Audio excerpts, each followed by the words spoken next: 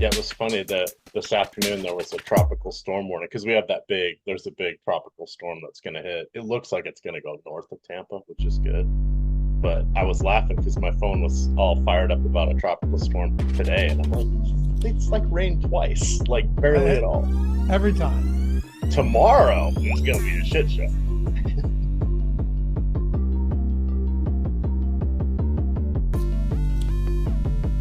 Hey, good evening. Aren't you lucky? Get me on a Saturday. What type of strings what does Greg have on me? Get me doing a Saturday night live before lock. No, I like Greg. And he said, hey, Matt's out and I have plans to go out to dinner. I'll cancel him if I have to. And at that point, EMac joining me. Happy to be with you, man. It's been a while. At that point, what am I supposed to say? I should have been like, yeah, cancel your plans. Can't do that. Well, if he doesn't say it's his family, it's a rare date for Greg. He does like to live in the Tinder streets quietly. So you think he's on a date? Well, I didn't even consider that. If he didn't tell you it was his family, because he's always doing something with his family. He's like, oh, my sister's in town, or oh, my parents are, oh, my sister-in-law. We're doing a family dinner. Mom's making meatballs, the famous Ehrenberg meatballs, or whatever it is. So I didn't even consider that he could be on a romantic excursion tonight. Huh. Yes. Well, I hear he's going to New York City for a little three-way next weekend. Oh, I hope it's not a three-way because I'm going to be with him. And I think there's a third person joining you because I'm going to be on Friday live before long. Yeah, me, Greg, Eric, and Josh are going to. Oh, it's a foursome. Okay, there we go. Going to kill Tony at Madison Square Garden. So, yeah. Anyway, should be fun. But how you doing, man? You ready to talk some baseball? You got 10 games tonight, and Jack Flaherty. The Dodgers just get every decent pitcher, every good pitcher. Pisses me off. That's what happens when you have that gigantic revenue stream. Sorry, Crazy. Phillies fans. Sorry. Phillies are going to turn out the way the Eagles did. It's over. It's over. Fun season, but it's over. Now, Mike, you can't say that, man. I meant before you came in the room, I said to EMac, I said the same thing that happened to my football team has happened to my baseball team, and I'm freaking out. I did just say that. You were taking a leak. That's all I was saying. It's true. Not good. Not good. But we're here to talk tonight. We'll see the Phillies get tuned up for what it's worth. And, it's kind of an odd slate, though, EMac, because, and we'll get into this. We'll talk pitching. We'll talk stacks. Hit the lineup, the single lineup builder as well. For those of you guys who, you've seen it from the strategy show live before lock. We got this new awesome tool. This isn't a promo. This is trying to help you guys out right now. The single lineup generator builder, whatever you want to call it. So you literally go and you hand build the team and then you run the sim. It'll simulate it for you. It'll give you the simmed ROI, the win percentage, the top 10 percentage, cash percentage, all of that. So if you are interested, and you want us to run a lineup for you or whatever, just tag the Stochastic DFS channel in chat with the lineup. Mike will run it for you on screen so you can see that. And we'll just do that throughout the show. We can leave it up there in a split screen with the screen share, whatever it may be. So if you want that and you want to see how some of these hand-built lineups look, we got you covered. And if you want to check the tools out for yourself, that one specifically, or any of them, link in the description and in chat. So, EMac, hit that thumbs up too. How could I forget? Atone for your sins. Subscribe to the channel. It goes a very long way for us, and we appreciate you for it. Do we need to talk about weather? I don't think we really do. No, we're pretty good. I don't have it up anymore. There's a chance of humidity showers in Atlanta, and then Minnesota might have something towards the latter innings, but it looks like it's going to be after the game. Other than that, there wasn't really anything worth mentioning. So how would you say pitching depth looks like today? Because you almost have to you almost can't play Garrett Crochet. How many pitches is he going to throw? 70 tops at this point? I have very little confidence that he has a leash that's longer than 5 innings at this point. Yeah, so the interesting thing about him, and just to catch Chad up, we were kind of feeling this way about him heading into the All-Star break. They kind of put some kid gloves on him. They were looking at trading him. He basically said, well, I don't really know if I want to get traded. I want a contract. I'm up near my limit for innings. So then anybody that was going to get him was, do they have him for the postseason? Do they have him for the stretch run?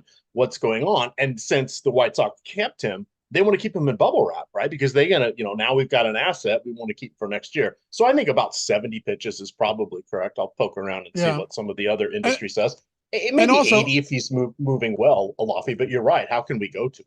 Right. Also, on a team that has zero chance of like we already know from the jump they weren't competing this year. So why not, like you said, why not put him in, a bit of bubble wrap here? I don't see why you wouldn't. Ownership on Crochet is at 3%. So it makes sense. We have him positively leveraged, but the problem, EMac, is okay. So let's say he was priced for a pitch count. Then I think we could actually have a conversation. All right, well, what if he does go, 6 innings on 75, 80 pitches? Because we know, like, he's one of the best lefties, one of the best pitchers in baseball, elite strikeout stuff, oddly far better strikeout stuff at home, but still good on the road. But the problem is he's priced for a guy that is that has no leash whatsoever. Yeah, what is he, like 9,700 on DK? You can't go there. As far as the depth, it was interesting, and I like to read. They have a rotating cast over there on ESPN. I'm an old school guy who still looks at ESPN. Don't look at the ESPN starting lineups page right now. The Miami Marlins starting page still has Luis Arias. ESPN, what has happened? I mean, he was traded in May. They've got, all the other guys traded. But I like to read some of their fantasy contributors because they talk a little bit about baseball and tell you streaming pitchers. And I don't want to talk poorly about whoever did it today because I like everybody that does their stuff there. But he was saying, oh, there's a dearth of pitching options. And I'm like, oh my God, this looks great. And then I remembered ESPN shortened their benches, changed their format. So I still play with a bunch of olds that we've been playing on ESPN for 25 years now. We set up our old school leagues. So we're still streaming the likes of Aaron Cibali and Grant Holmes and Joseph Quintillo and Martin Perez and stuff like that. So I'm like, what are you talking about? There's all kinds of good pitchers. And I'm like, oh, wait, they have different rules here. But at the tippy top, it's kind of a trio, right? You got Jack Flaherty. We'll dive into him in a second. Hunter Green popping up, going against San Francisco there. Bailey Ober, yet another great matchup. He's going against the White Sox. I think this is the third time he's faced them this season. I've lost track of that, but he's been looking pretty strong. So those guys all come in nicely. Then you've got Ronel Blanco. Salary's up there. Results, all downhill since his no-hitter to start the season, but he does get Tampa Bay. Now, Tampa Bay shipped off a bunch of players, but they also have Christopher Morel, and they've got a couple guys at the top of their order that makes them okay. The back of the order gets a little dicey, and those would be the guys I like. You got Bryce Miller. I don't want to tangle with the Phillies. Jose Soriano, maybe. Got to get a little spicy for that one. So it's really 4 at the top, 3 true leaders here between Flaherty, Green, and Ober. I think those are your cash game pitchers. Yeah, for cash games, yeah, I think I'd throw Ronel Blanco into that mix because, well, here's why. Look, is he the highest strikeout upside guy? No, but he's not. What is he? He's right around like a strikeout per inning, so something around there. Here's the thing about this Tampa team, and you mentioned they shipped some guys off. Sure, they got Morel, but this team on their active roster right now, because things have changed. This used to be a team that didn't really strike out at an elevated clip. The Tampa Bay Rays right now have the second highest K rate in baseball behind Seattle on their active roster against right-handed pitching. So to me, when I look at something like, this was the reason Josh and I talked kind of like, I went into the strategy show yesterday, and a lot of times we go in just not knowing much at all, right? You go in and you're kind of just laying the foundation, figuring it out as you go, hanging out with people in chat. And I'm looking, I'm like, oh, wow. This matchup for Kikuchi is actually way better than I thought it was. Ends up with 11 Ks in 5 2/3 innings.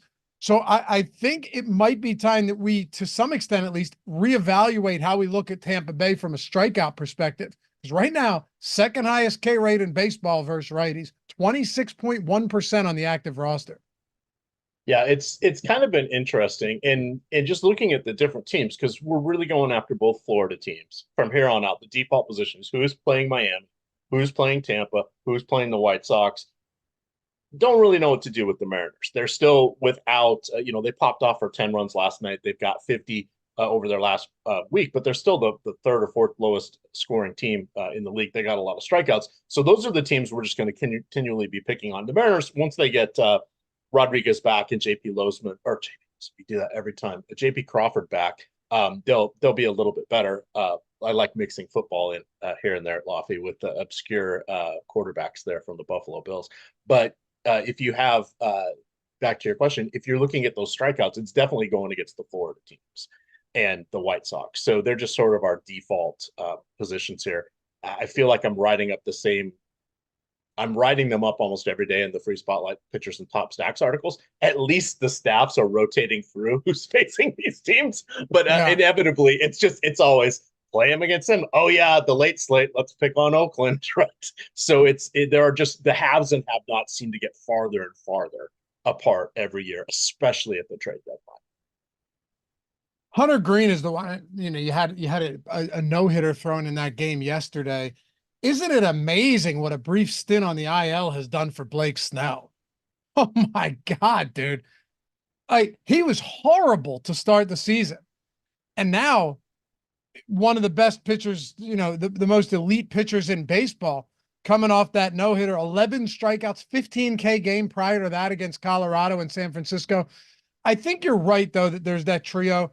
I won't put Blanco in the same conversation. What I will say, though, is for tournaments, I have some interest. We also have him positively leveraged, 17% top 2 pitcher probability. So if you were to just kind of look at our top pitchers tool, you could say, like, all right, well, Hunter Green, and granted, Hunter Green is a little bit cheaper, but Hunter Green, 20.7% top 2 pitcher, Blanco 17, but only 15% ownership, 32% ownership to Green, 40 to Bailey Ober, and 35 to Jack Flaherty. So that trio, that aforementioned trio that you brought up, really popular today. I mean, really. So where else can we look if we're trying to get a little bit different, if you even think it's necessary?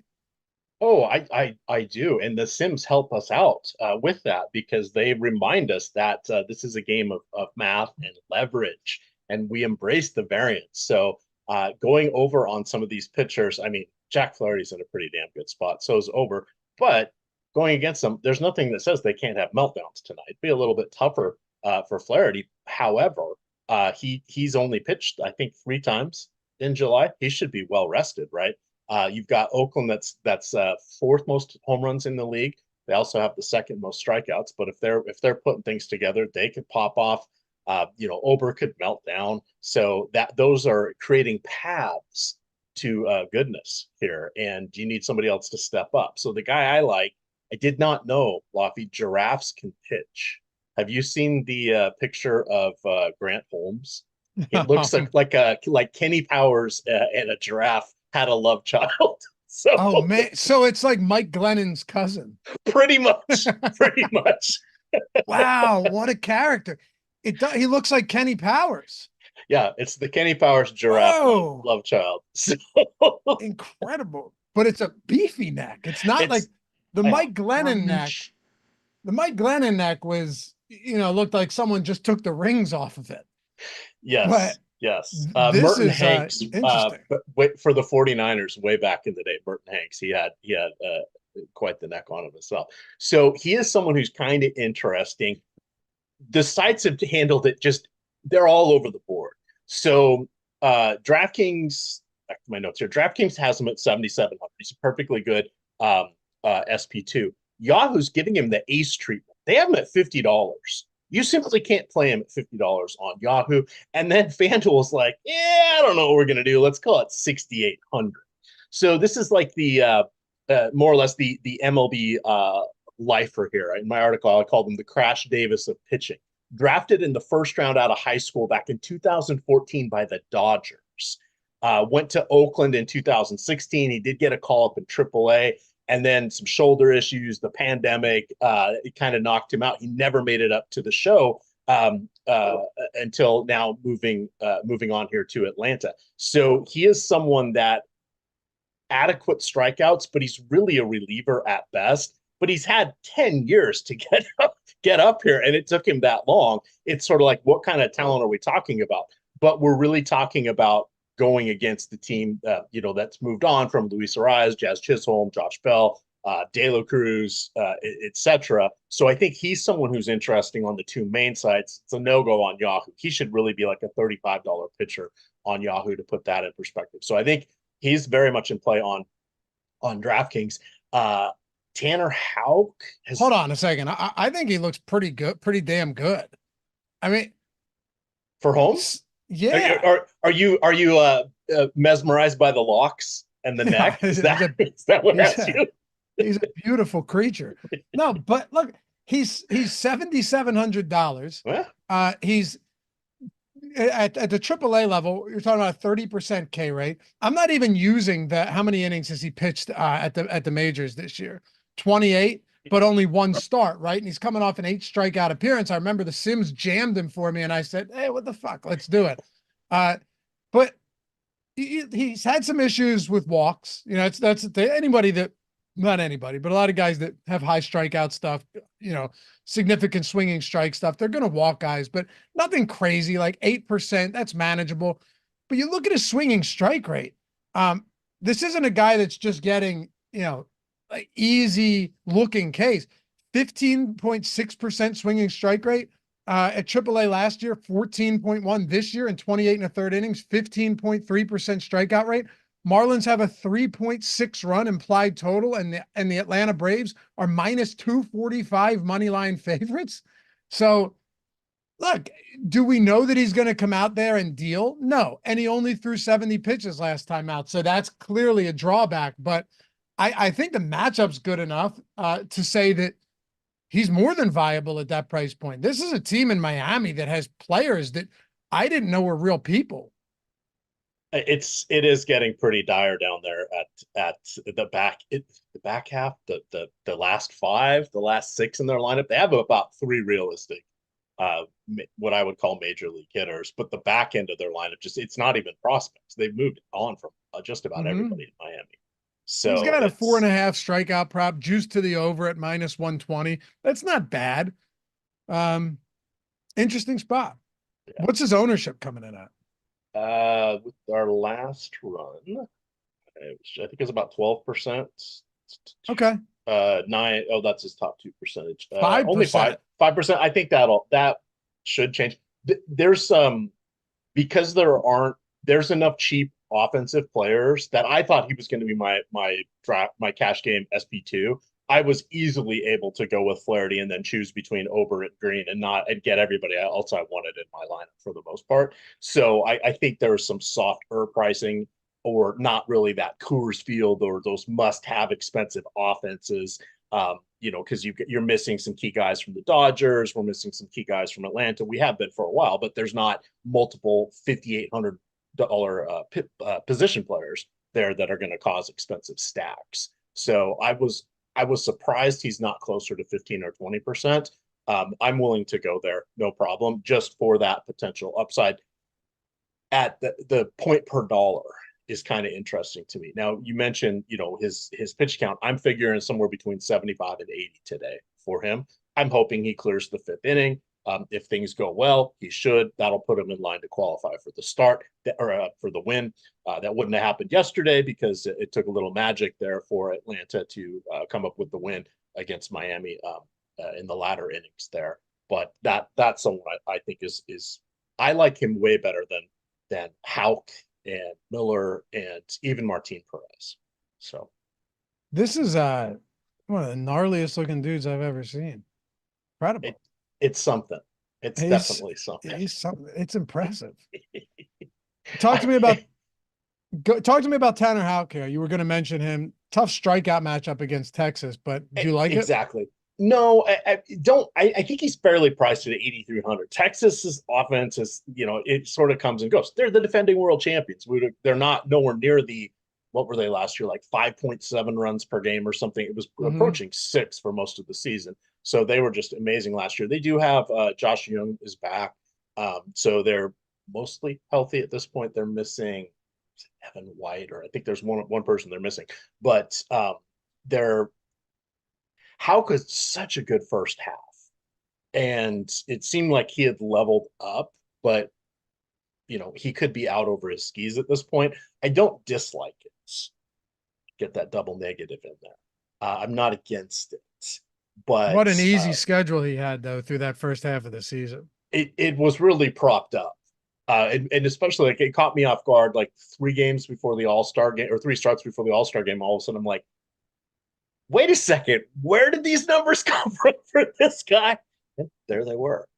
So a little more neutral on that. The Texas ballpark has been kind of interesting. When it first opened that pandemic season, they played mostly with the roof closed, and it seemed like it was going to be less of an offensive environment. Now, it's obviously way less than the outdoor Old Arlington ballpark, but even when the roof is closed over the last 3 years, their offense has moved up to be slightly above average, or the park factors have moved up to be slightly above average, which is, way different than, hey, we're looking at a 10% reduction in offensive capabilities here. It's like I think it's like I forget what it is, and it changes by the sites you go to, but it's like a +3 or a +5%. So it's closer to neutral, but it's not the +116 or whatever Old Arlington was in the summer. So it's Coors Southwest. We used to call it. Remember Coors Southwest? Is that? I remember Davis Maddock said that's why he was calling it because it's Southwest. The wrong direction. Yeah. Correct. Yeah. Like, no, dude, it's Coors Southeast. That was back in the Fantasy Insiders days.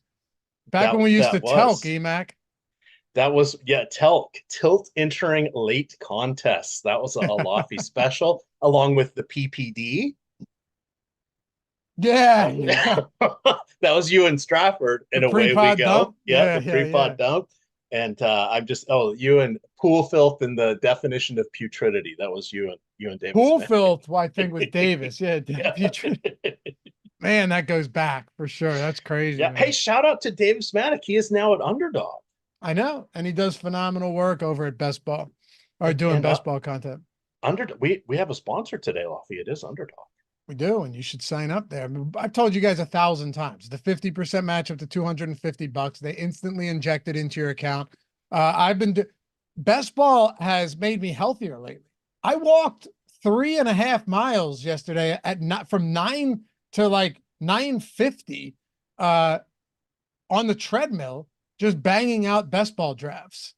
I mean, it's making me a better person, EMac. So do you do it on your phone, or do you have like your iPad set up on the? Well, usually I do it on my computer when I can. But I did it on the phone. Just held the phone, and then had in the top screen the Y-Files YouTube, which is a wild YouTube channel. It's awesome. I highly suggest you check it out. And just ripped off Best Ball drafts. Got some steps in and went to bed. So, check it out. They got the Pick'em contest too, up to 20 extra entry fee. The Best Ball contest, I think now it's like 20 million in prizes across the board, whether it's a $2-3 entry to a 25 or even higher. I mean, if you're not on, I would assume most of you guys are already there, but if you're not, link in the description, link in the chat, get you that match up to $250, and it's instant. You can use it immediately. There's no drip bonus nonsense. You got it. So, definitely check that out. It pairs well with the free Best Ball content that we have here at the Stochastic from Matt Gajeski. All you guys need to do is have an account. You don't need a credit card, don't need a subscription. Just have the account. You can log in and get all of our Best Ball information. Covers Underdog and a couple of the other popular sites. And load them in on desktop. So then once you're on your phone, you'll still have them loaded. Just make sure to update them. Yeah, for sure.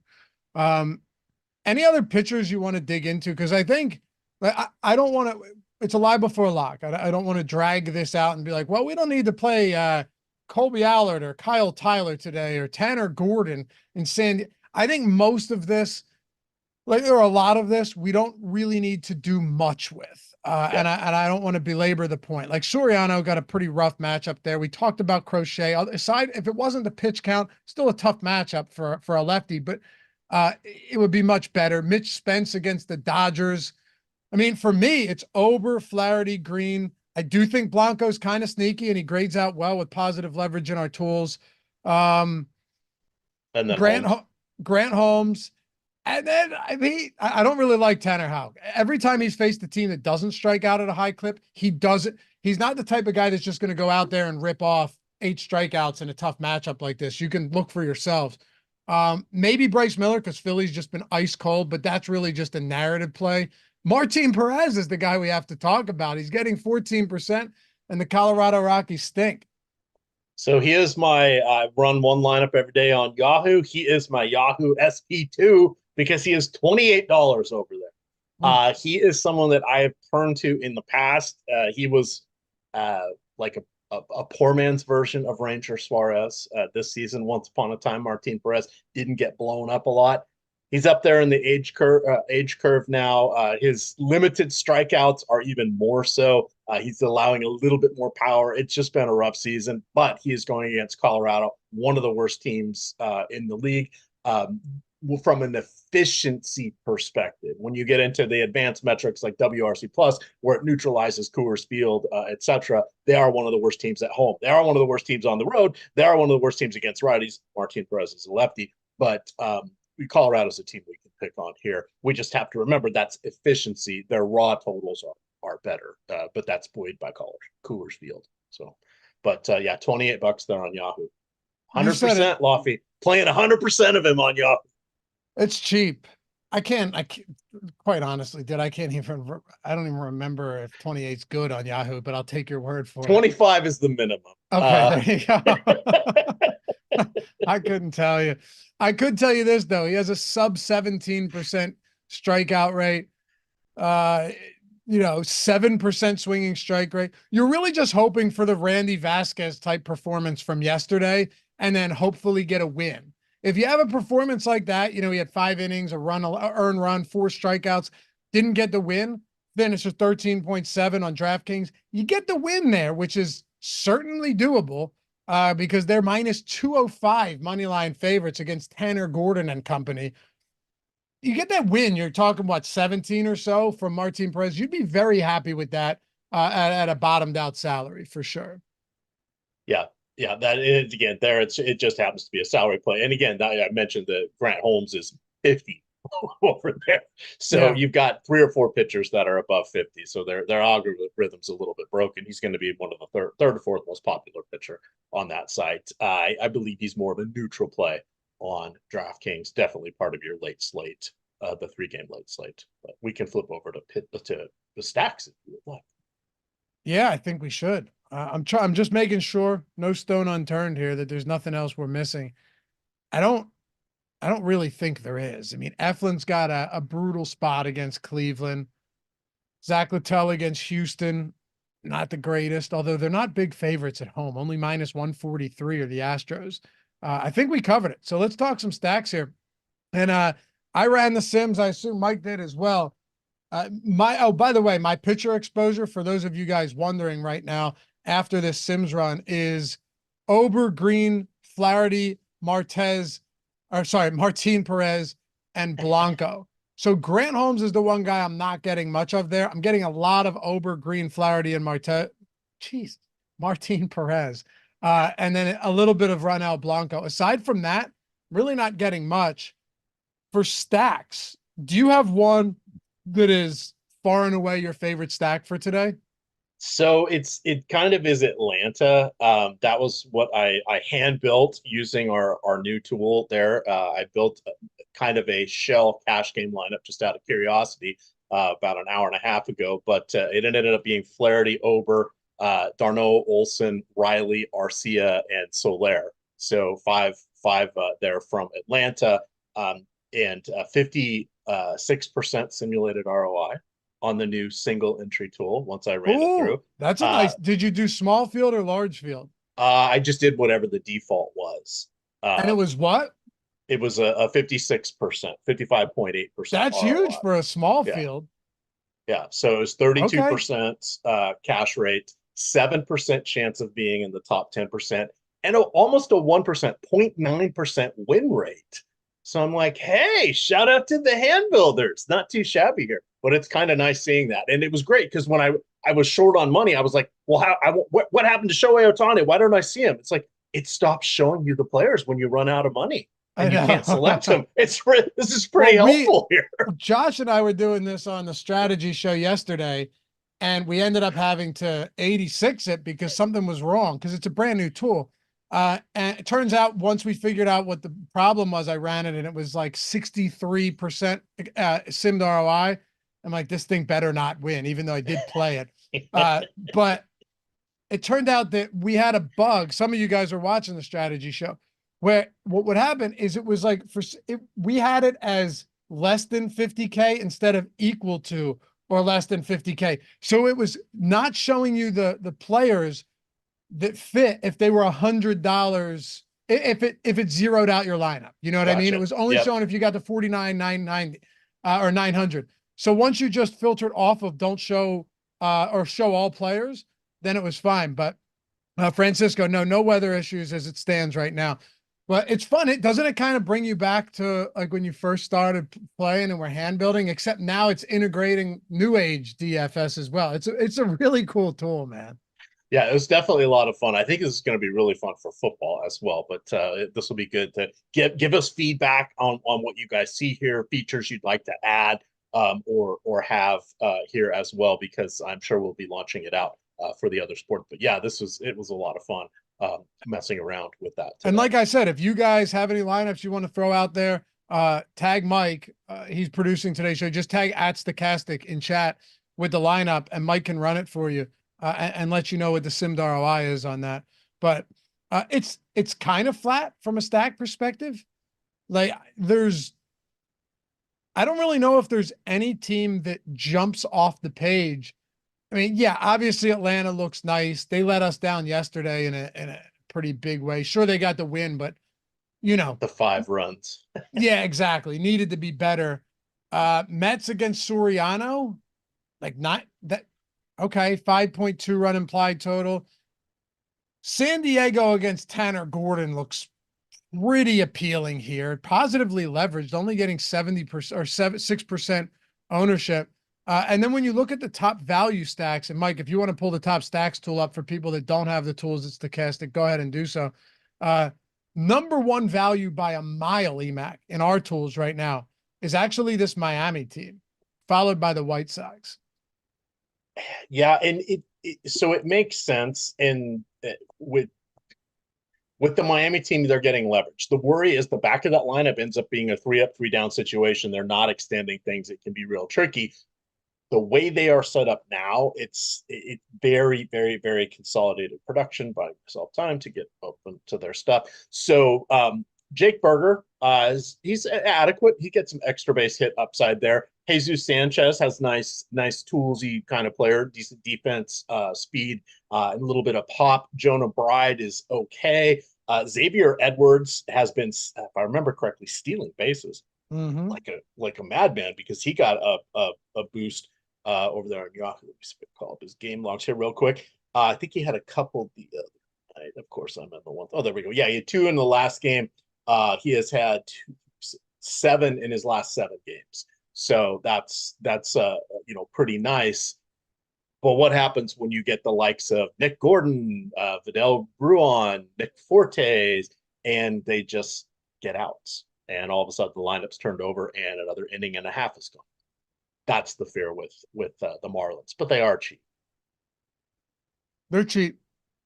That's all it comes down to. I mean, I suppose if you're trying to, jam Jack Flaherty with Blanco or Green or Ober or something, you're looking for a cheap stack, and then maybe a more expensive like 3-man or 2-1 outside of that.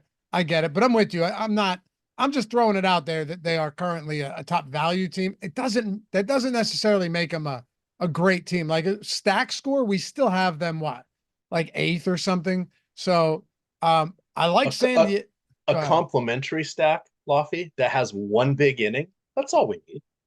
That's all we need.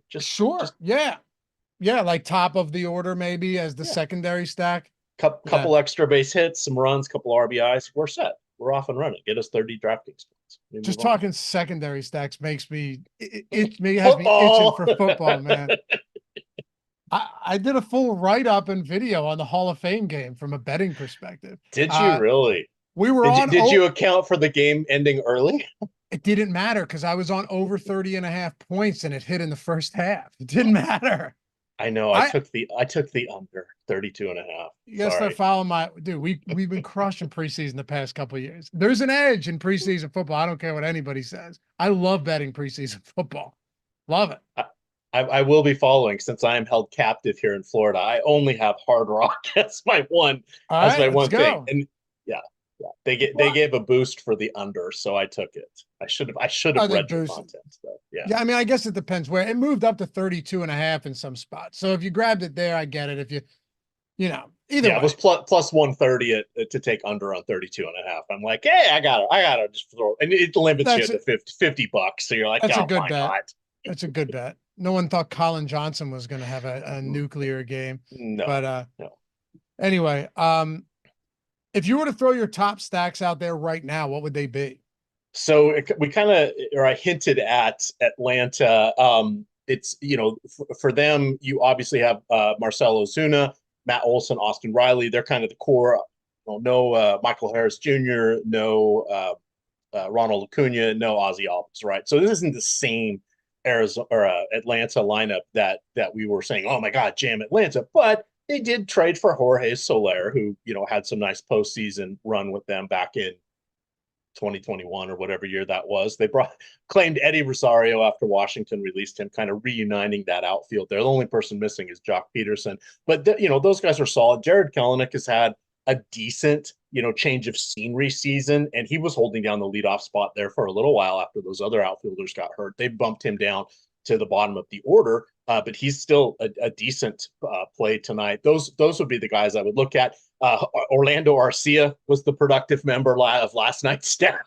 I took this same route, min cashed here and there with that team on Yahoo, but it was Arcia kind of got us there. He's not a bad play at a shortstop spot, and then Travis d'Arnaud is also good. So they're my number one. My number two.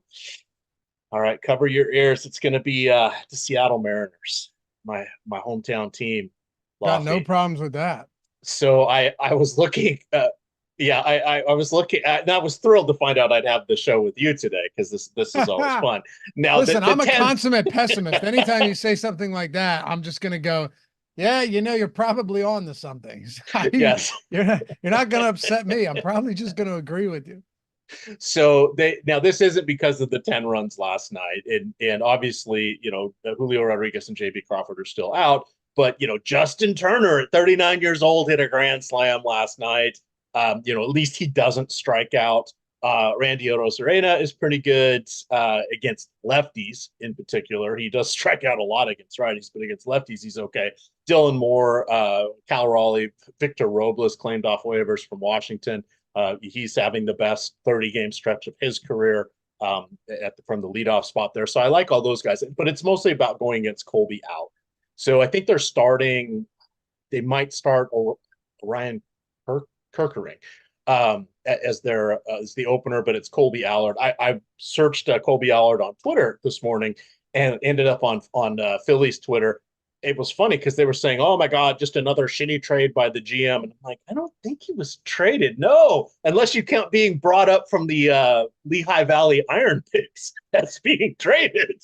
I hadn't realized he was still there. I thought he was languishing somewhere with Atlanta.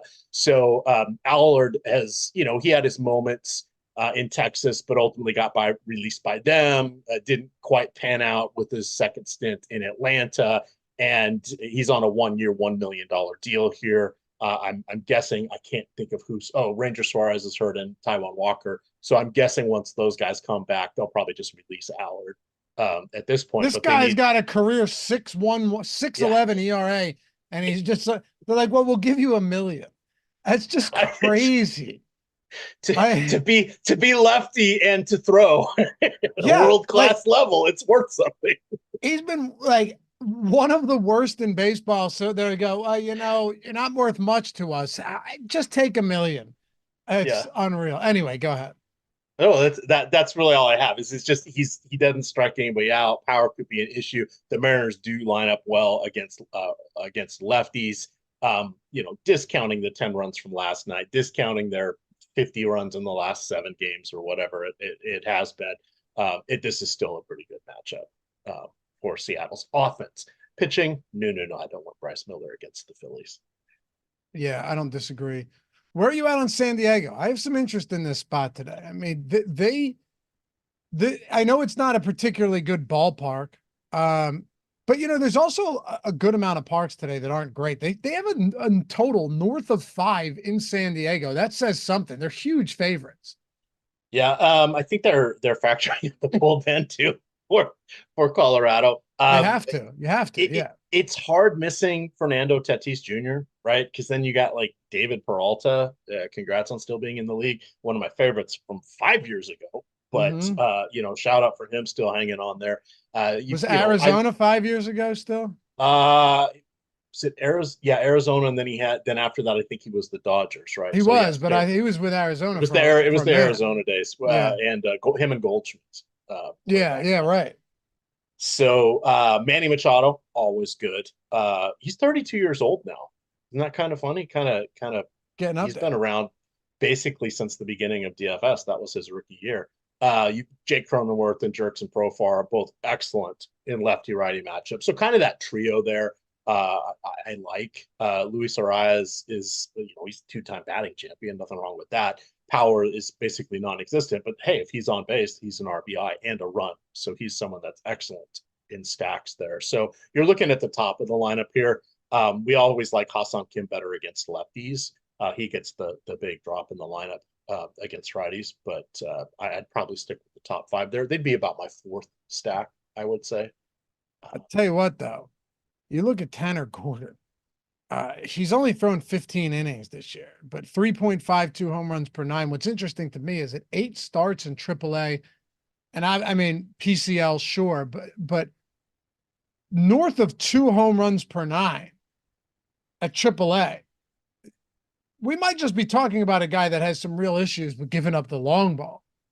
I know it's not Coors Field. I know the PCL is a tough place to pitch, but still, like, there's something to that for sure. Even if you're just looking at some one-offs or something for this San Diego Padres team tonight. No, I think that's good. And then Houston is probably there, but as I'm looking at the numbers here, I mean, obviously Yordan Alvarez stands out, and I think he's a phenomenal one-off. But as much as Zach Liddell allows power, he doesn't allow a boatload of power. It just kind of extra base hits. And we start thinking, hey, we got Mauricio Dubon. We'd rather have him against a lefty. John Singleton, the only thing he has going for him is he's better than Jose Abreu at this point. They're missing, obviously no Tucker in the lineup, or he's still on the injured reserve. And everybody's, older. Altuve's 32, 33, Bregman's a year or two older than him. Jeremy Pena never quite put it all together. He's much better against lefties. Yonir Diaz is a solid option, but his power is against lefties, not righties. He makes good contact against righties, but just the power's missing. So, gosh, Seattle, here we come. Atlanta, I'm going to bookend this one. Mitch Spence. Ha ha ha. So the Dodgers, Loughy. I think we got to talk about the Dodgers. We can, for sure. By the way, San Diego, my third or second highest exposed stack today. And I know we do homer picks at the end, but so I don't forget, Cronenworth is my guy. Okay.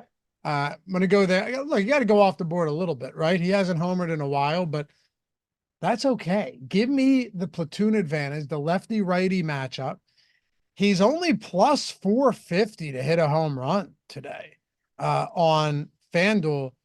On other spots, man, look at the shift in odds here. Like, if you wanted to bet this on BetMGM, plus 625, plus 615 on Pinnacle, which isn't particularly sharp for MLB odds or props specifically. Outside of that, NFL, other stuff, NBA, very sharp. Not for MLB.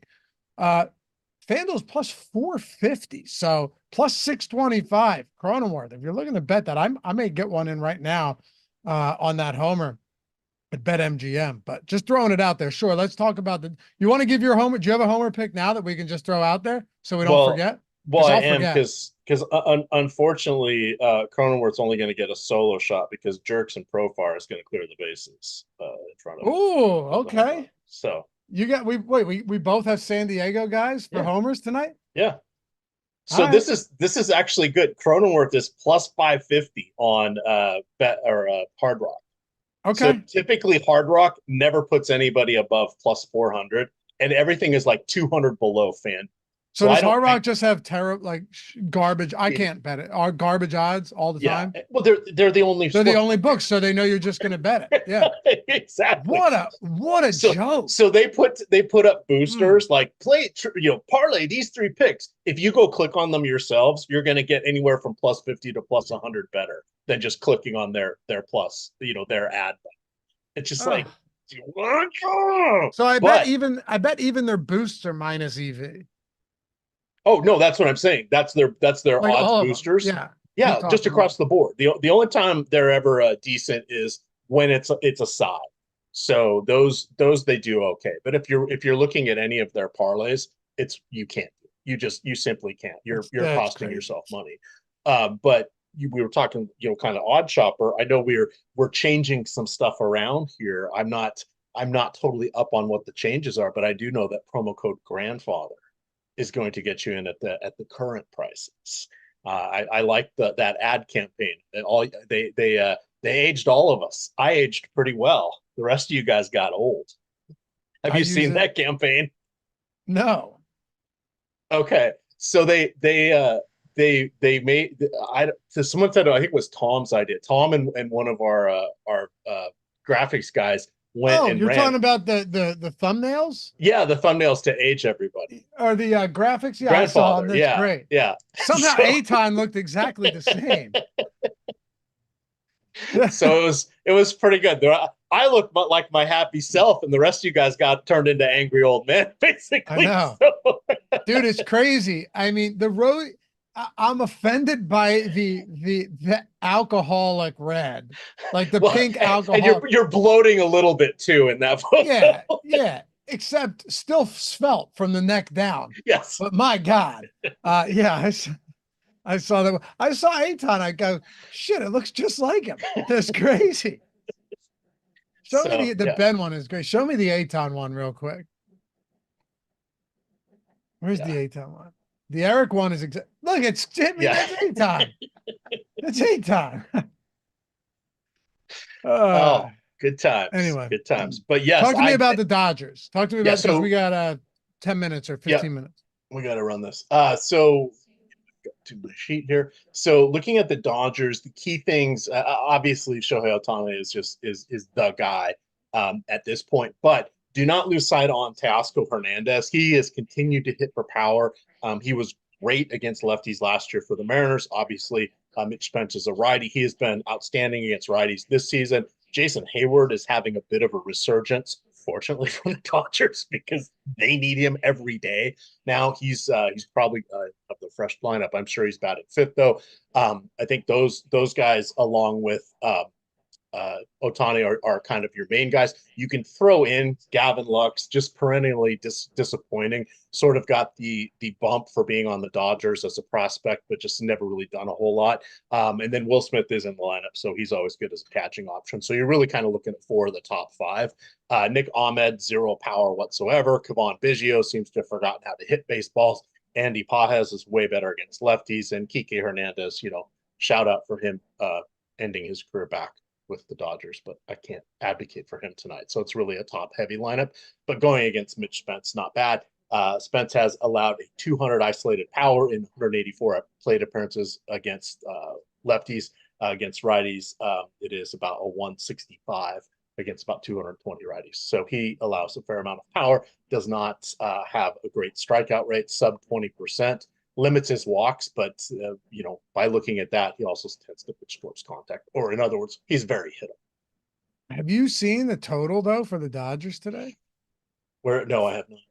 4.4. Really? What's the weather? Is it a weather thing? I can't imagine. I mean, it's Oakland. 70 degrees in Oakland, so a little cooler. It's going to be a 6 o'clock local start.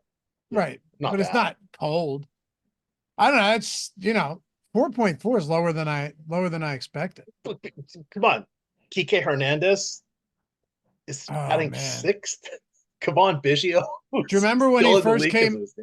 Remember when he first came into the league and people were mispronouncing Kike Hernandez frequently? Yes. Well, and they forget if you'd ever say Enrique, it's like, wait, that's the nickname for Kike? It's like, I don't know. I have a friend down here. He goes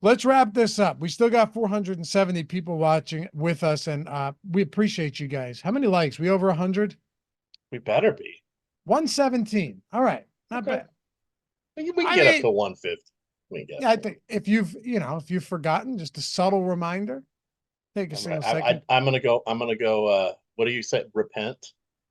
Atone for your sins. Atone for your sins. Okay. And the other one is, if you love the show, hit the thumbs up. If you hate it, hit the thumbs down, but make sure to do it twice. Yeah, stupid, so dumb, but it works. It's fun.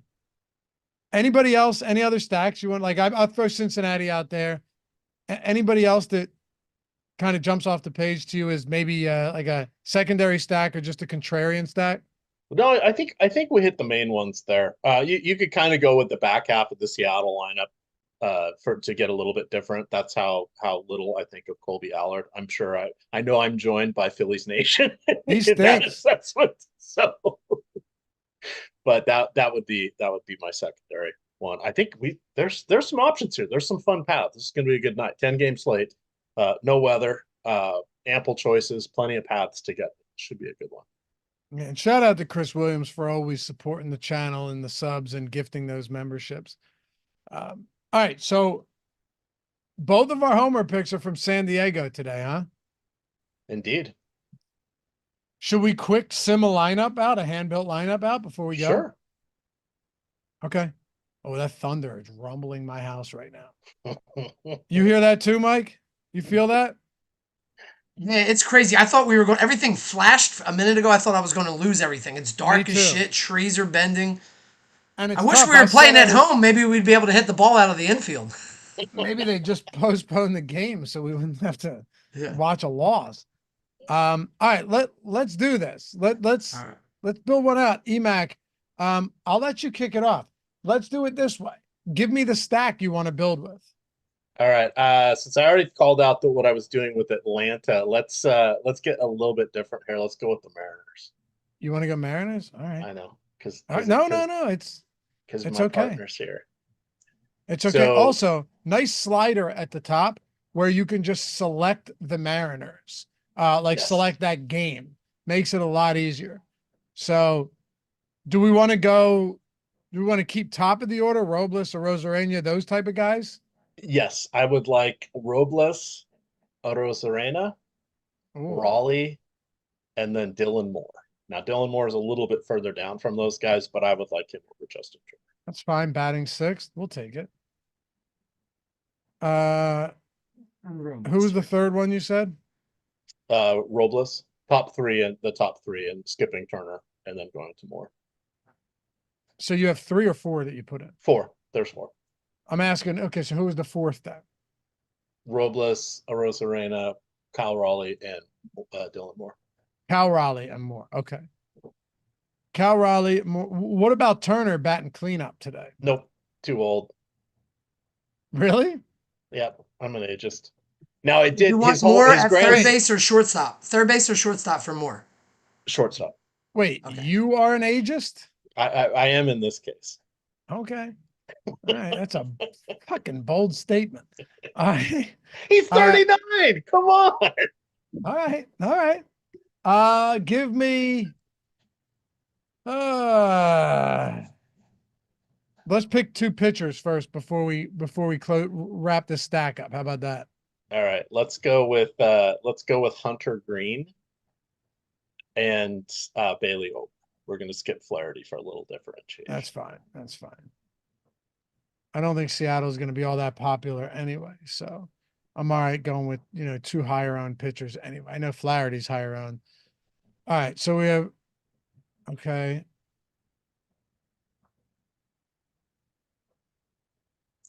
Let's go with the secondary stack here and see what we get. Okay. Did you say third base for Dylan Moore? No, I left third base open because I figured you might want to go with a Miami guy or what? Or Atlanta.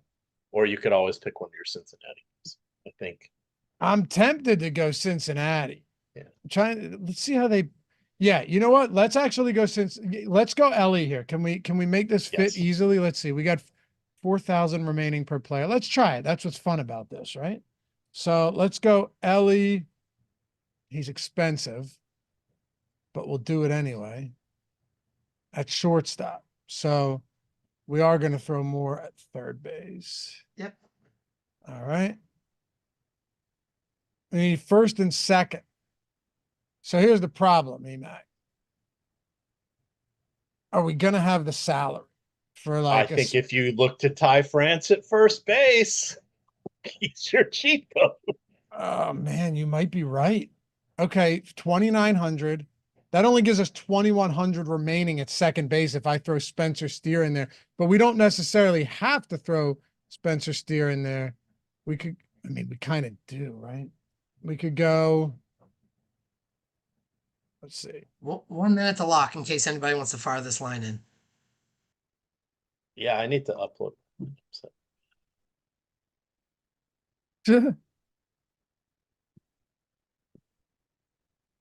I mean, I don't know if we have anybody. Our only option at second base. Do we have any? Is there anyone cheap enough? I don't think there is. Nobody's starting. That's at 2,200. 2,100. 2,100. It's hard.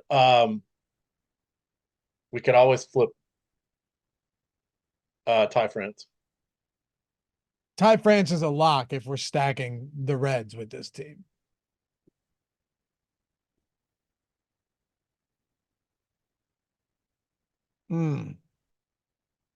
There's got to be a super cheap outfielder. Yeah, it would be like Stuart Fairchild or something, but that's bottom of the order. That's okay. It's a wraparound stack, Loughy. Come on.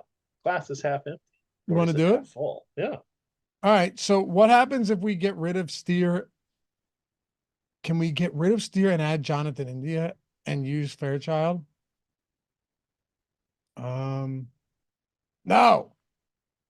Damn it, we can't. Hard to read the screen. I'm building it on my own just so I can. I'm looking at what Mike's. I even have it on the Jumbotron. It's tough. There's nobody else. We can't do it. All right. And well, we're at lock. Here's our lesson learned. We'll start building a lineup 10 minutes before lock next time. You guys see this tool's sick though. So, I mean, yes, we failed here, but, like you put it all in and then you run the sim and then it gives you the sim results on all of that. Not that you were going to play this one anyway. We wouldn't have had the time. I want to see what the Seattle Cincinnati stack looks like too. That sucks. Were there any cheaper pitchers? We could have just gone. Oh, we could have gone with Grant Holmes. Yeah, we could have gone Holmes. I'm doing it. I want to see what this looks like. I'm going Holmes and Ober. Okay. And then I'm going to go. You won't have enough for Ohtani, but you can get a good outfielder. Hold on. I'll go India. It gives us 3,600 at outfield.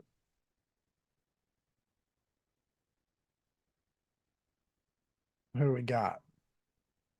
Who do you like? Who do you like? 30, yeah, who do you like 3,600 or below, EMac? Throw one in. You want Pages? Yeah, go with Pages. Is it Pages? It's Pages. It's closer. But his name's it's not. But his name's Andy. Yeah. Huh. Come in. We ours is not to wonder why, Loughy. All right, Pages. Well, maybe his name was Alejandro, and the kids teased him, and he went by Andy. All right, could be better, could be worse, but see, and then you could make one tweak. We had who was it in chat the other day? Was like, yeah, I had a lineup. I used this tool. It was -20 or something. Made 2 tweaks, turned positive, and 10x'd my money that day. So, yeah, nice, good stuff. Muhammad, yeah, the tool's available, man. Link in the description. Click on, let me see where the links are. Click on any of those links just to get you there, and then you'll see all of the tools. Also, guys, I know there's still some of you, but there's still some of you hanging out. But if you're not in the spot to pay for a sub right now, just use the avatar. Stochastic.com/HOF. finish top 3 in a field of 5,000 or more. It doesn't matter how much you win. Okay. You could win $50 on the nickel as long as it's top 3 in a field of 5,000 or more. And you're getting a free month of any, like say it's NFL season, $200 value, Sims tool, everything, all of our NFL stuff. Same with baseball. You win again in a calendar year, you get another month plus a free week of another sport, all of the stuff. And then if you win 3 times, that's gold tier. You're getting $550 value, all access Sims to every single sport, plus all of literally everything on the site. Any 20K plus wins get you in the Ring of Honor, custom engraved ring, commemorating your win with a spinning display case, shows your win, your name, all that good stuff on there. So we're going out of our way to, make you guys gonna rock with us every day and rock that avatar. Plus they're nice too. There's 6 of them. You can pick whichever one you want. Anyway. I gotta get one. I saw they have some kind of flashy ones, bling. I got one. Yeah, Brody Benz designed them. They're awesome. He designed them for me, for us, and we got them up there. Stochastic.com/HOF, dude. Grab one. Use it wherever it is you play. Tweet your wins at Stochastic HOF when you win. Get in the Hall of Fame. They're nice, EMac. They look good, right? Look at this. Look at this. They're sweet. Hey, I made the Hall of Fame, Loughy. You inducted me to the silver team. I did. Congratulations, brother. Yeah. You get a free month plus a week. Yeah, someone was like, "Oh, you guys get all the tools for free." I wouldn't exactly say it's free. We give a pound of flesh to you. Yeah, absolutely. Anything else you want to get into before we go? Oh, wait, do we have to do playback after show today too? No. We're good. Okay. That's just NBA. Loughy, you don't do the weekend. Well, you do the Sunday morning. You're going to get, 18 Sunday mornings in a row plus 4 playoff weeks coming up here. I do every Sunday during football season, and I love it. Don't get me wrong. Yeah, I do every Sunday, but not during baseball. I guess we're good. Hey, follow EMac at EMac DFS. Why did I think it was? Hold on. That's Eric Lindquist. Yeah, he's the full name, right? Yes. And G. Ehrenberg, Josh Engelman's the full name as well. Yeah, I wasn't an early enough adopter. I got a couple email addresses that are my name with no numbers. Follow me, Loughy_D, LOUGHY_D. Like I said, guys, any tools you want to check them out. And hey, if before you do, you get questions, hit me up. My DMs are open on the X. I'm always happy to answer your questions. Good luck tonight. We'll catch you back here for the next one. Peace.